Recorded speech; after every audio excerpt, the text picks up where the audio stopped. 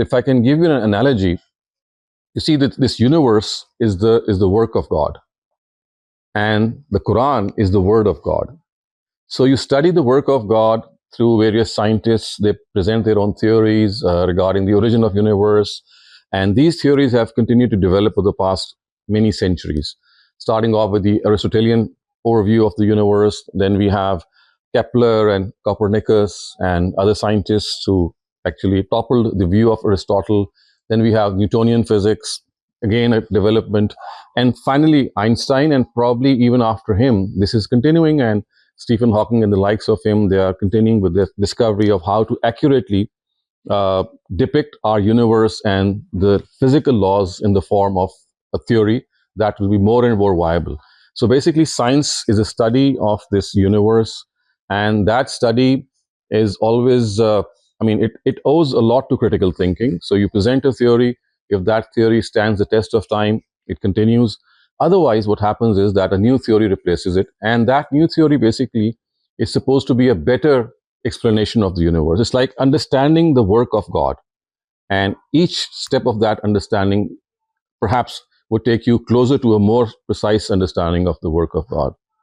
On a very similar note, and by analogy, the word of God, which is the Quran, is precisely the same thing. It's like human beings understanding the word of God, and this understanding is like a continuous process. There should not be any stagnations, not be the fact that a few people understand the Quran and then they just think that the rest of the world should follow them. So just as the work of God needs continuous understanding and a more accurate presentation, in a very similar way, the word of God, which is the Quran, it also needs scholars who need to interpret the Quran and reinterpret it, and so on and so forth. So basically, just as science is an evolving field, in the case of interpreting the work of God, religion is also an evolving field, because although the text of the Quran has never changed, just as this universe has never changed, and the interpretations of this universe take us closer to what the truth is, in a very similar way, our thesis is that the understanding of the Quran should be an ongoing process, and it should depend on critical thinking, just as science relies on critical thinking. Uh, Another important thing that we discussed that day is that the key to knowledge, just as critical thinking is one of the keys to knowledge, another key to knowledge is humility. I mean, you just cannot present yourselves as people who know everything, even if you're very competent in the subject that you are supposed to be very good at. So whenever you study science or when you study religion, the way that you should express yourself should be that you humbly say that this is what I understand and I may be wrong, and my quest for the truth is something that is an ongoing process, and hence I would like my best to contribute, but I would not say that my understanding is the final understanding. It's something which is always going on, and it might continue till my last moments. And taking cue from this, the third thing that we discussed was that our responsibility, I mean, the responsibility of every human being, regardless of religion, caste, creed, ethnicity, language, origin, is just one, and that is quest for the truth. So, as human beings, as individuals who have been created, our real task is to seek the truth, to find out the truth, to have a critical appreciation of the truth, and to continue this process till the end of our own life. And in this, I would say, process, in this task, in this undertaking, seeking the truth should not be just confined to few individuals, maybe, or people that you look up to.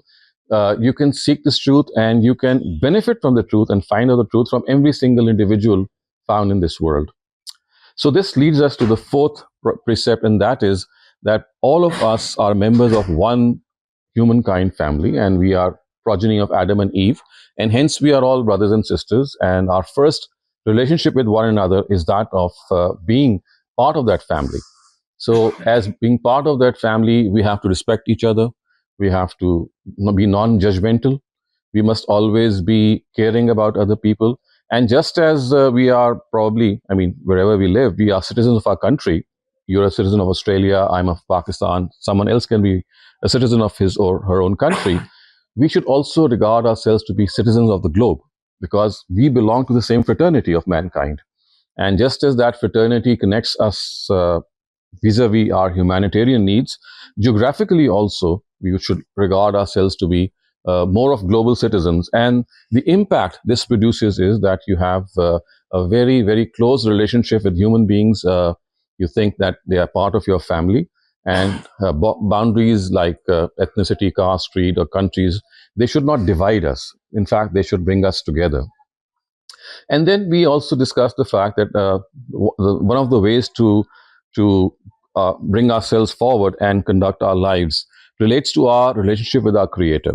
And I mean, all of us acknowledge that we have a Creator. All of us would fully have this cognizance. But how should we develop this strong relationship with God, who's our Creator?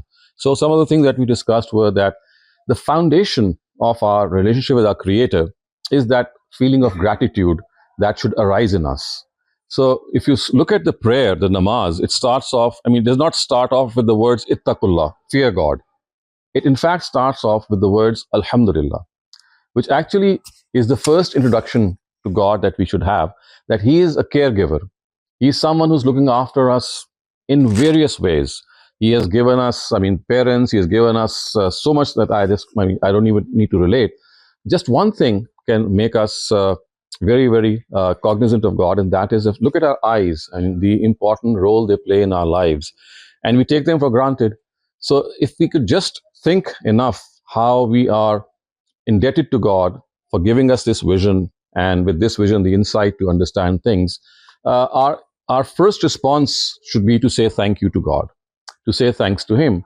And the best way to acknowledge the favors of God, the best way to acknowledge His blessings, is to stand in the prayer and place our forehead at the lowest place in the ground, which actually is a acknowledgement of the fact that thank you, God, for whatever you've done.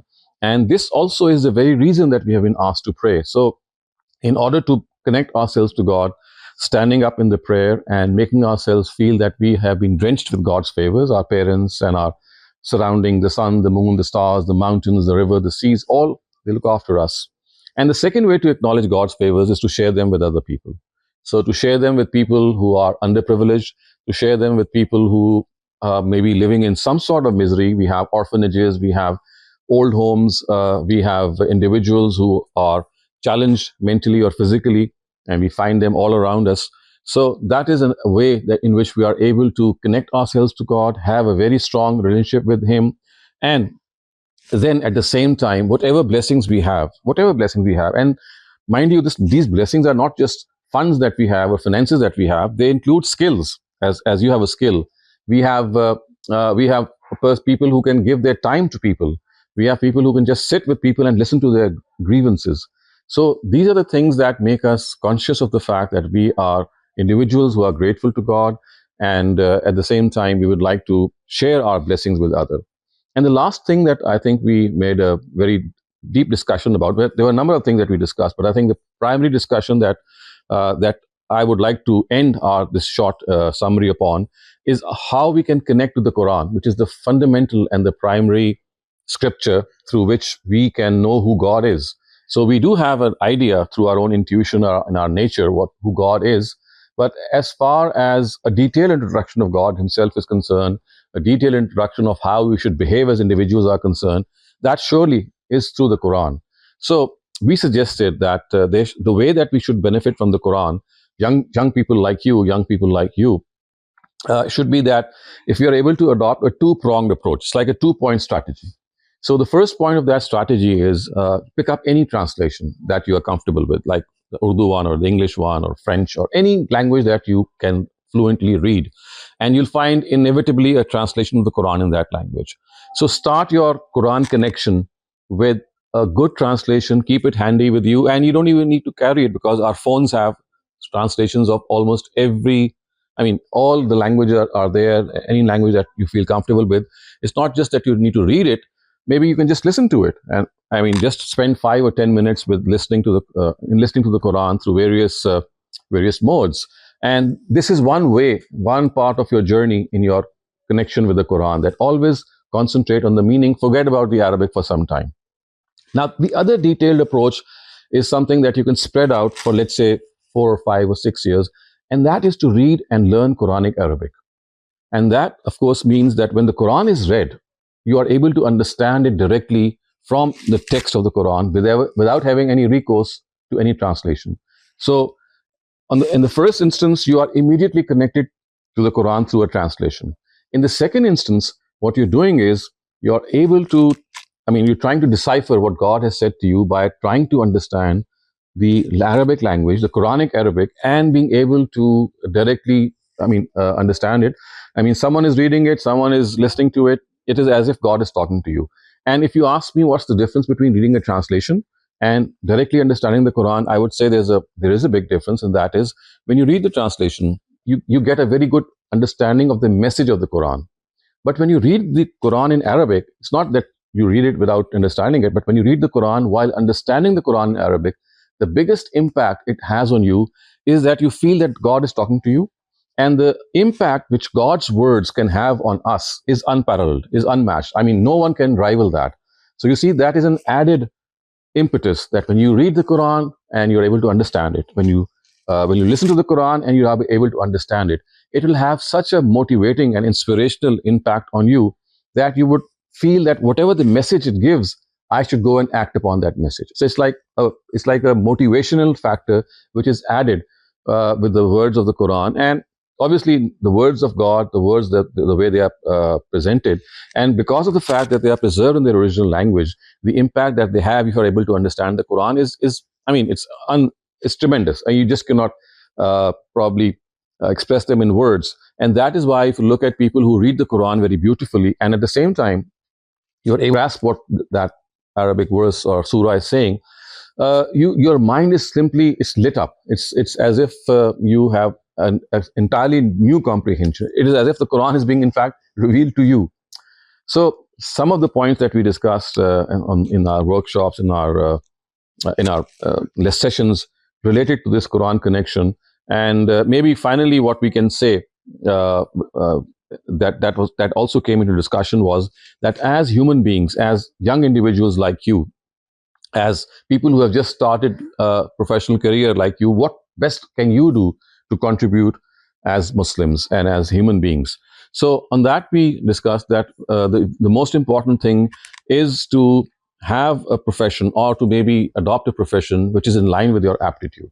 So although this should come much earlier, this is something that should be well known to you when you start your schooling, maybe, or your primary education. So that is what we recommended, that always find out who you are from inside. You could be someone who could be a good speaker, who could be a good writer, who could be a good doctor, who has the potential of becoming a good doctor or a good engineer.